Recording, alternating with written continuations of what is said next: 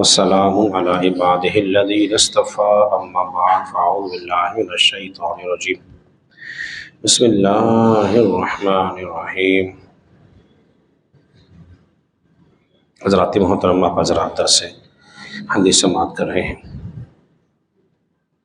ریاض الصالحین سے۔ آج ہماری حدیث نمبر جو ہے 1699 سے لے کر 1704 تک ہے۔ انس بن مالک رضی اللہ عنہ سے روایت ہے کہ رسول اللہ صلی اللہ علیہ وسلم نے ارشاد فرمایا، مسجد میں تھوکنا گناہ ہے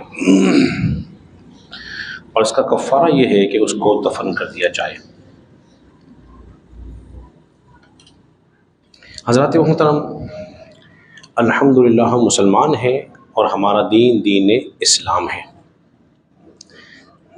جہاں ہم نے کھانے پینے کے، سونے جاگنے کے آداب رسول اللہ صلی اللہ علیہ وسلم نے ہمیں سکھائے ہیں، تو ہمیں مسجد میں داخل ہونے کے، بیٹھنے کے بھی آداب رسول اللہ صلی اللہ علیہ وسلم نے ہمیں سکھائے ہیں۔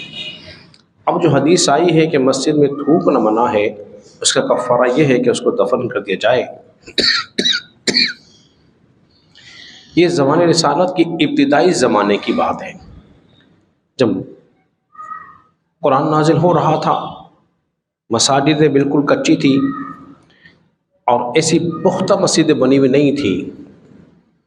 فرمایا گیا ہے کہ جس کو تھوکنے کی حاجت ہو تو اپنے سامنے نہ تھوکے بلکہ دائیں بائیں تھوک لے۔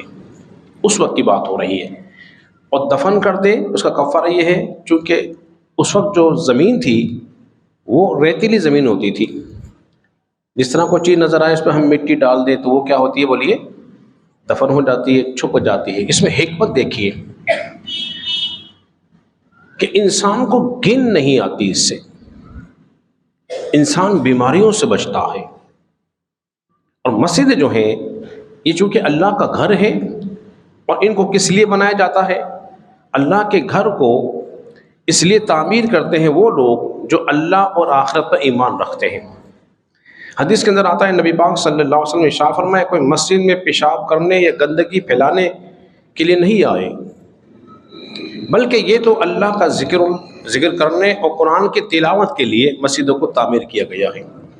اب یہ بتایا جا رہا ہے کہ مسجدیں بنانے کا اصل مقصد کیا ہے، کہ ان مساجد میں عبادت خداوندی ہونی چاہیے، ذکر اللہ ہونا چاہیے، قرآن کی تلاوت ہونی چاہیے۔ ہم نماز تو مسجد میں پڑھتے ہیں، لیکن بہت کم احباب ایسے ہوں گے جو کہ مسجد میں بیٹھ کے قرآن بھی پڑھتے ہوں گے، بہت کم پڑھتے ہیں۔ جو پڑھے ہوئے ہیں وہ بھی بہت کم پڑھتے ہیں۔ اگر کوئی گھر پڑھتا ہے تو بہت اچھی بات ہے، اگر کوئی قرآن کو کھول کر دکان پہ پڑھتا ہے تو بہت اچھی بات ہے، لیکن کیا ہی بہتر ہو کہ قرآن مجید فرقان حمید کو مسجد میں پڑھا جائے تاکہ اس کی رحمتیں، برکتیں نازل ہوں۔ فرمایا گیا دوسری حدیث کے اندر، حضرت ابو ہریرہ رضی اللہ عنہ سے روایت ہے، نبی پاک صلی اللہ علیہ وسلم نے ارشاد فرمایا کہ ایک شخص کو دیکھا کہ اپنی گم شدہ چیز مسجد میں ڈھونڈ رہا تھا، تو آپ علیہ الصلوۃ والسلام نے فرمایا، اللہ اسے کہہ دو کہ اللہ کو گم شدہ چیز جو تمہیں ڈھونڈ رہا ہے کہ تمہیں نہ ملے، تمہیں نہ ملے۔ اور بتایا جا رہا ہے کہ مسجدیں اس لیے نہیں ہے کہ تم اپنی گم شدہ چیزوں کو ڈھونڈنا شروع کر دو۔ اب ایک اور ادب سکھایا جا رہا ہے، اس لیے، اور ایک بات اور یہ بتائی جا رہی ہے کہ مسجد میں کوئی چیز گم ہو جائے تو ڈھونڈنا کیا ہے، اس کو منع ہے۔ اس زمانے رسالت کی بات ہے۔ کس کی بات ہو رہی ہے؟ زمانے رسالت کی۔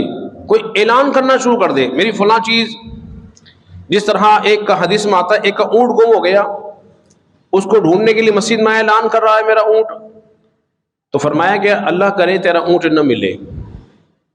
اب اسے مسجد کا ادب سکھایا جا رہا ہے کہ مسجد اس لیے نہیں ہے کہ تو یہاں اونٹ تلاش کرنا شروع کر دے۔ جس طرح بعض مساجد سے ہمارے اعلان ہوتے ہیں، اب تو یہ زمانہ یہ ہو گیا کسی کا بکرا بھی ہو جائے تو مسجد سے اعلان کرواتے ہیں،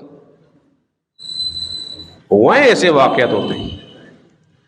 تو اب یہ ہمیں سکھایا جا رہا ہے کہ مسجد ادب کیا ہے۔ دوسرا فرمایا گیا ہے کہ مسجد میں خرید و فروخت کرنا منع ہے. اگر کوئی سودا لے آئے، بیچنے والا خریدار موجود ہو تو مسجد میں نہیں خرید سکتا، لیکن ہاں اس کا مال مسجد سے باہر موجود ہے، مسجد سے باہر موجود ہے، اور وہ اس کو کوئی بیچنا چاہے تو سودا اس کا پھر ہو سکتا ہے. مسجد میں اندر لین دین بولیے کرنا کیا ہے، وہ سب منع ہے. آخری بات میں گفتگو ختم کرتا ہوں. نبی پاک علیہ الصلوۃ والسلام فرماتے ہیں کہ مسجد جو ہے اللہ سے شکایت کرے گی، مسجد شکایت کرے گی، بولے گی. کیا بولے گی؟ کہ لوگ مسجد میں گندگی کرتے ہیں، ساتھ ساتھ اس میں دنیاوی باتیں زیادہ کرتے ہیں.